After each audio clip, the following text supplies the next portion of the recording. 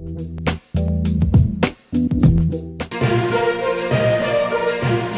కొత్త రాజకీయ పార్టీపై చర్చ మొదలైంది. ఏపీ ఇంటెలిజెన్స్ మాజీ చీఫ్ రిటైర్డ్ ఐపీఎస్ అధికారి ఏబి వెంకటేశ్వరరావు త్వరలో సొంత పార్టీ ఏర్పాటు చేస్తానని సంకేతాలివ్వడంతో రాజకీయ వర్గాల్లో ఆసక్తి పెరిగింది.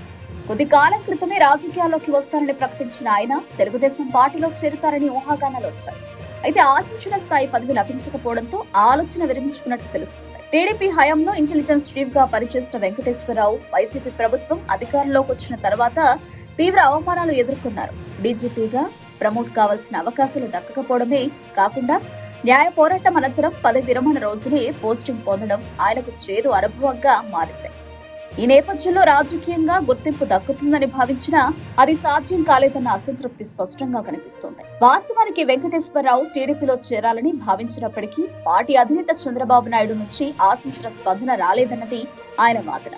దీంతో ప్రభుత్వం కూటమిపై విమర్శలు పెంచుతూ కొత్త పార్టీ అంటూ హడావిడి చేస్తున్నారు.